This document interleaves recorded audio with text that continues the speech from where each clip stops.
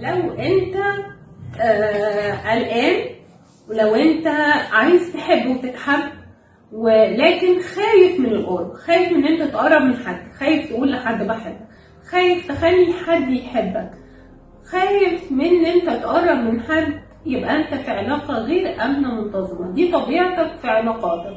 تعال نشوف سببها ايه وشكلها ايه.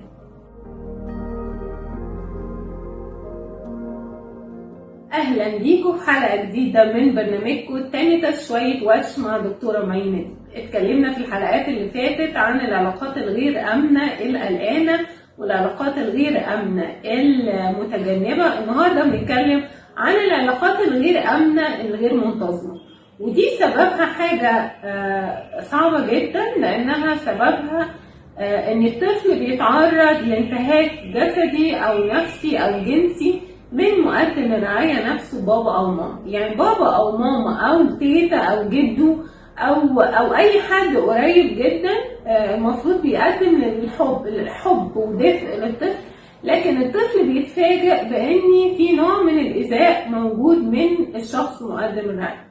فهو كطفل بيبقى حاسس أنا عايز أقرب، لأن أنا عايز أطمن وأحس إن أنا دفيان في حضن، وفي نفس الوقت لما اجي اقرب بحس ان انا خايف الشخصيه دي اذتني او ده اذاني قبل كده، فانا خايفه اقرب له. فيبقى هو دايما في حاله ما بين ان هو عايز يقرب، ما بين ان هو خايف يقرب. ودي بتبقى للاسف طبيعه علاقاته عامه، عايز يقرب وخايف يقرب، وده بينشئ نوع من الصراع داخل الطفل، بيخلي علاقاته بقيه حياته كلها حاجه اسمها علاقه غير امنه متجنبه. ايه الغير امنه المتجنبه؟ طبيعه علاقاته هيبقى شكلها عامل ازاي؟ هو ده اللي هنقوله دلوقتي. اول حاجه ان هم مش بيرفضوا ان هم يقربوا من حد، بيقربوا لكن بيبقوا خايفين جدا ما بين القرب، دايما يقربوا ويبعدوا ويقربوا ويبعدوا، ما بقاش فاهم هو عايز يقرب ولا هو عايز يبعد. هي دي طبيعه شخصيته، هو خايف يقرب، عايز يقرب وعايز يعمل علاقة، لكن هو في الحقيقة خايف. وخوفه ده هو اللي بيخلي طبيعة علاقاته غير منتظمة. اللي معاه دايما تعبان وتعبان جدا، لان هو مش عارف هو عايز ايه. هو عايز يقرب وندخل في علاقة عميقة وآمنة، ولا هو عايز يبعد ويسيبني في حالي. هو مش بيبقى عارف ايه اللي معاه، بيبقى تعبان جدا اكتر منه كمان.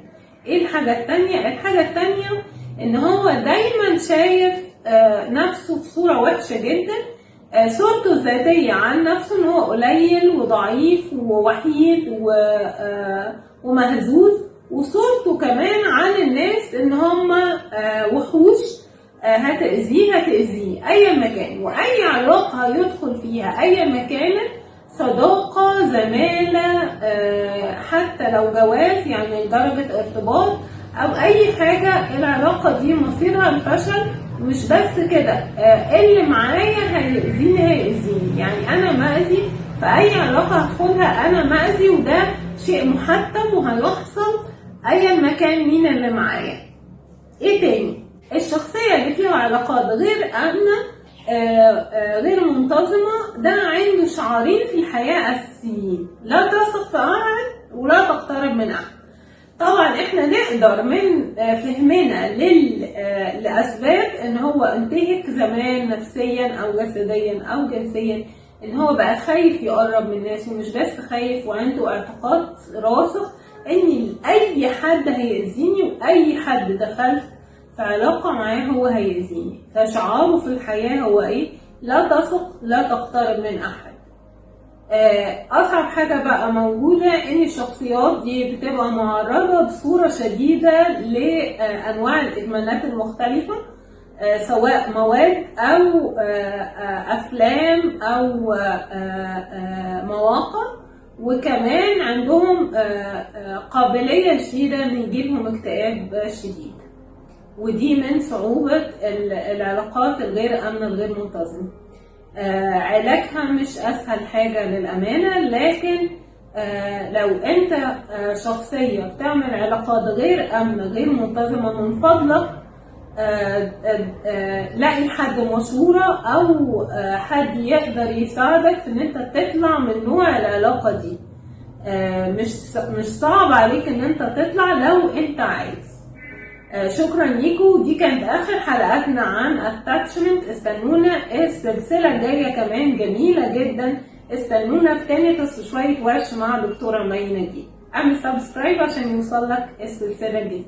شكرا.